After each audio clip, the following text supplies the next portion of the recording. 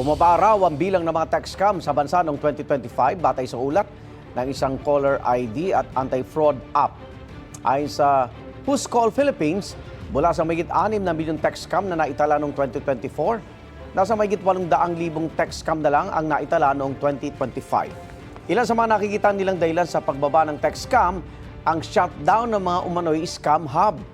Mas pinalakas na telco blocking at tumaas na kamalayan ng publiko kaugnay sa mga text scam. Sabi rin ng Who's Call Philippines, ang iba scammer ay lumilipat na sa panloloko sa pamamagitan ng phone calls. Nagpapanggap daw ang mga scammer bilang mga taga-bangko. Kaya pinag-iingat din ng Who's Call Philippines ang publiko sa mga scammer online na lumilitaw sa mga social media platform. May paalala naman ng Cybercrime Investigation and Coordinating Center sa publiko.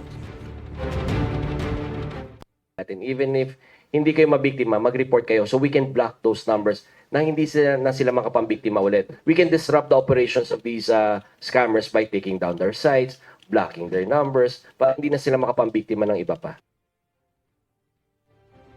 Igan, mauna ka sa mga balita, mag-subscribe na sa GMA Integrated News sa YouTube para sa iba't ibang ulat sa ating bansa.